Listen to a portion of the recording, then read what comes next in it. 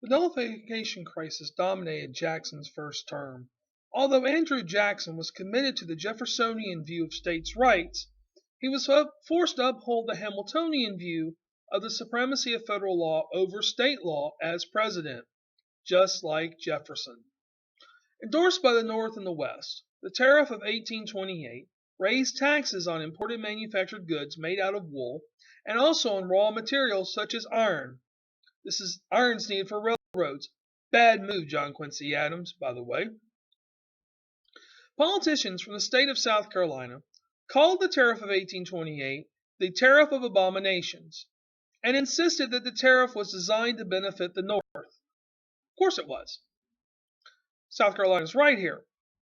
South Carolina's state legislature threatened to nullify the tariff within the state, implying that the tariff would not be enforced in South Carolina. John C. Calhoun became the leading theorist of nullification.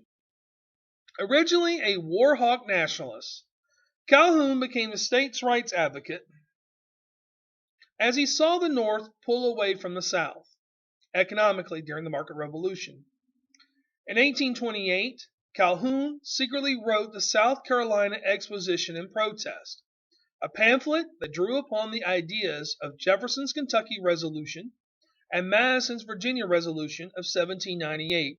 You know, the resolutions that said a state could nullify a federal law if that state deemed that law unconstitutional.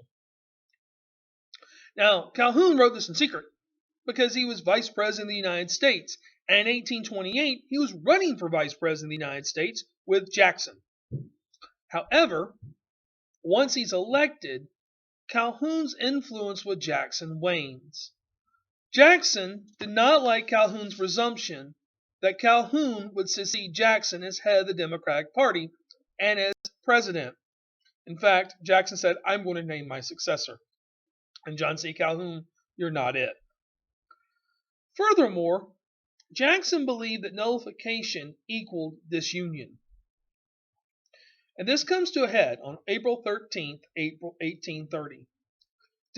On this date, Democratic Party leaders, including Jackson and Calhoun, celebrate Thomas Jefferson's birthday at the Indian Queen Tavern in Washington, D.C. I just love the fact that in 1830, government is so small that the President of the United States can go hang out with his buddies at a bar. Could you imagine Barack Obama trying to do that today? Don't think it'll happen. After the dinner celebrating Jefferson's birthday, Jackson makes a toast. The toast is one sentence long, but it makes his opinion about nullification and about states' rights very clear. Jackson's toast: "Our federal union, it must be preserved." Calhoun is shocked by this, as is most everyone else in the room. In fact, Calhoun, who's next with his toast, does a quick retort that's not as poetic. "The Union, next to our liberty, the most dear." Now, to those in the room, it was apparent that the President and the Vice President had split on the issue of nullification. Thus, in 1831, Calhoun announces himself as the author of the South Carolina Exposition. "Hey guys, guess what? It's me." Thus, Calhoun outed himself as a states' rights advocate. And with this out in the open, Jackson was able to replace Calhoun on the 1832 presidential ticket with Martin Van Buren. That same year, now Congressman from Massachusetts, John Quincy Adams, introduced a new tariff in the House of Representatives. This is the Tariff of 1832. It reduced the tax rate on imported manufactured goods by 10%. And despite this concession, South Carolina declared the law, quote, null and void anyway. In response, Congress passed the Force Act of 1832 that authorized President Jackson to send the Army to enforce the tariff in South Carolina.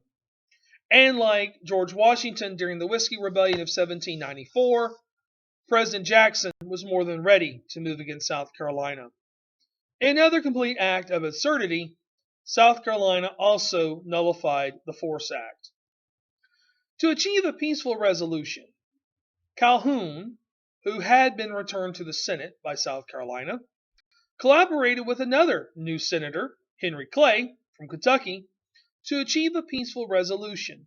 The result of this is the Tariff of 1833, which reduced tax rates on imported manufactured goods by 10% each year until those rates reached the level of 1816.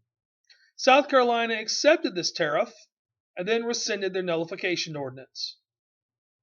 Following the nullification crisis, John C. Calhoun joined Henry Clay, John Quincy Adams, and Massachusetts Senator Daniel Webster in a new political party. The party is called the Whigs. The only thing that these four men have in common is that they hated Andrew Jackson, whom they called King Andrew. In fact, they took their party name from the party that opposed the king in England. The Liberal Party used to call themselves the Whigs.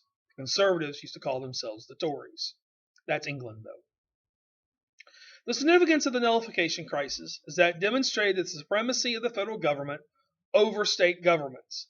It also demonstrated that a states' rights theories would be used in defense of slavery. In fact, it is the fear of the abolition of slavery at the federal level that South Carolina even attempted to nullify this law. Thing is, South Carolina wanted nullification as precedent, so in case the federal government did ban slavery, South Carolina could say, not in our borders, we're going to nullify that law. Thank you for watching this video on the first issue of Jackson's administration, the Nullification Crisis, and as always, may the force be with you, just not the force act. Thank you.